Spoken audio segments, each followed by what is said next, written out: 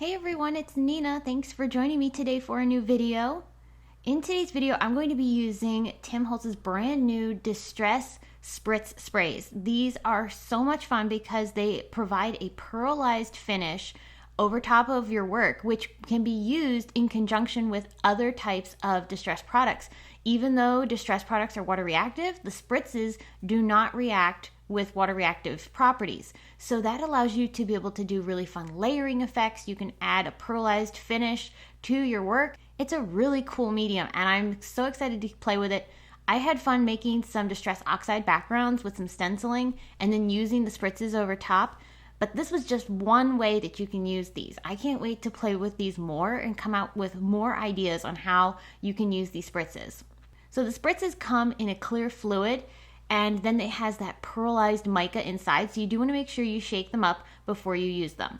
So why don't we first start by making the background that we're going to add the spritzes to.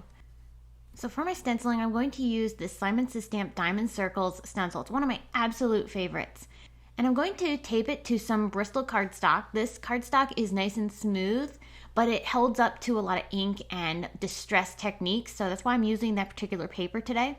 And for my ink blending over the top of the stencil, I'm going to use Distress Oxides. I picked out a wide range of colors, which I have linked to on my blog and also in the video description, so that way you can find the colors that I used. But I just picked out some bright colors that I thought would make a cool rainbow. And I'm using some of Simon Says Stamp's small blending brushes to do the ink blending because I want to add just small amounts of ink in different places. I don't want to have too much all at once, so I didn't want to use a large brush for that stenciling. I want to make sure I have enough room to fill in all of the colors that I chose. Salvage Patina, of course, is one of my favorites, so I did make sure to add quite a bit of that. And then we'll finish things up with some Salty Ocean and also Wilted Violet. So our background is going to have these bright colors on it, but I thought I would enhance it a little bit more by doing some smooshing on top, just to give a little bit more of a distressed feel. It's a little too clean for what I was going for. So I'm going to pull out my Distress Oxide inks that I used to do the stenciling, but this time I'm actually going to smush them onto the paper using a piece of plastic.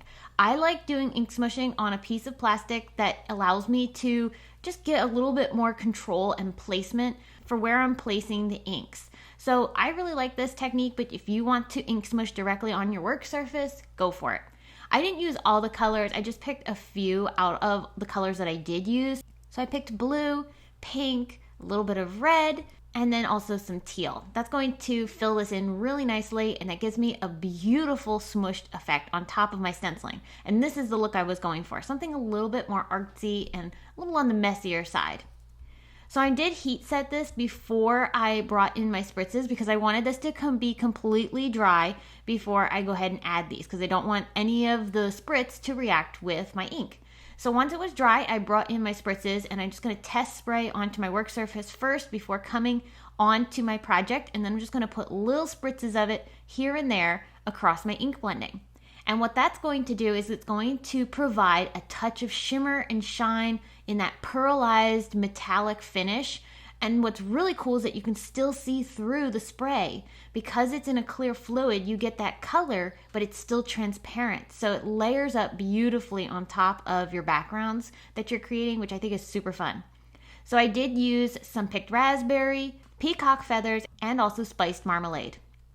These pearlized sprays do not come off your paper once they're dry. They're going to be permanent, but they don't resist anything that you put on top. So you can come back through and layer additional ink on top if you want. So here I'm going to bring in this Tim Holtz stencil. This is one of his new stencils from his Stampers Anonymous collection. And I'm going to use this to add little dots across my stenciling. And I'm going over some of the areas that have the Distress Spritzes on it. And that's going to give a really cool effect. I love being able to layer all my mediums together to create different layers and textures. So this is really nice that you can go ahead and add additional things on top of your spritzes after you've applied them to your project. So I did use some of the same colors that I used to create my background to layer these dots on top of my stenciling and ink blending. So our background is complete for the most part, but I did decide I want to add a little bit of white splatter just for some extra fun.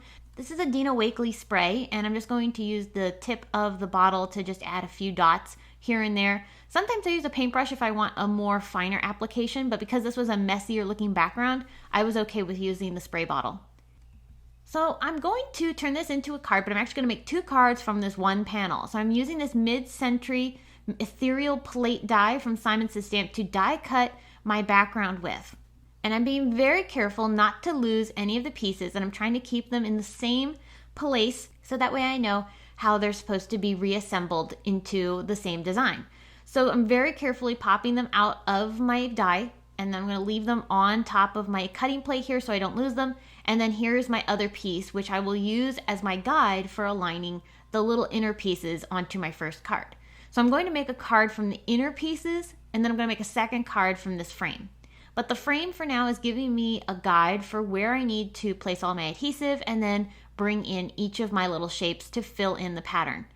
So this is a really fun process, and I'm just being very careful to make sure I line up each shape in the same orientation that it was originally supposed to be in, so that way it continues the pattern across my piece. You could do this with any type of cover plate die. I think it would look really cool as a leaf pattern. I've got one that is more floral shapes that would look super cute too.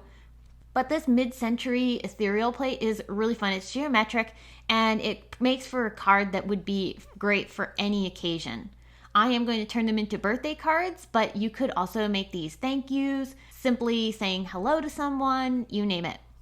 So once I have all my pieces adhered to my paper, then I'm going to carefully lift that frame out from behind each of the little shapes so that way I can reveal my first card. It looks awesome. I just love how those colors cascade down the card. And then of course, like I said, we have then the other piece that we're going to use to make our second card. And I did want to add a little dimension behind this frame. It is delicate, so I couldn't put foam tape behind it real easily. So I decided to just die cut that same plate another 2 times. So that way I have 2 layers that I can put behind my colored piece. That'll give it some slight dimension off of the card, which is what I was looking for. And to adhere these together, I'm just using some liquid glue. I'm putting small dots here and there around the panel, especially focusing quite a bit in the more open areas and then of course on the edges. That's going to hold my frames together really nicely, and then this will get glued directly onto my A2 card using the same craft tacky glue. I will set something heavy on it while it's drying just to make sure it's held down completely on all sides. Now I'm going to turn these into birthday cards. So I'm picking out this Make-A-Wish die from Simon Says Stamp, and I've die cut it from some holographic cardstock. I thought the holographic cardstock would look really nice with the shimmer of the Distress Spritzes.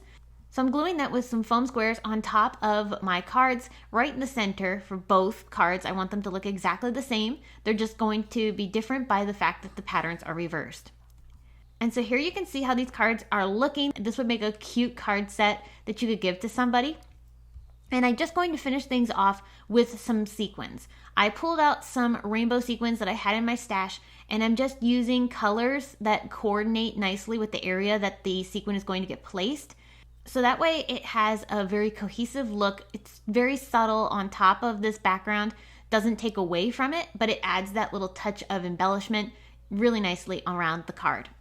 So there you have it, 2 cards that I made with the new Distress Spritzes. As I turn this in the light, you can see how the spritzes catch the light, and you get that beautiful pearlized shine on top of your ink blending and stenciling. Such a fun medium that you can use to create really cool effects. Like I said, I can't wait to keep playing with this spritz and see what else I can do with it, because this was so much fun. I hope you were inspired by the cards that I've shared today. If you want to check out the Distress Spritzes, I have them linked to this video and also on my blog for you to check out. You can also find more details about the spritzes on my blog too. So thank you so much for coming by. I can't wait to come back and share more with you all. But until I see you again, I hope you have a very wonderful day, and thanks for tuning in.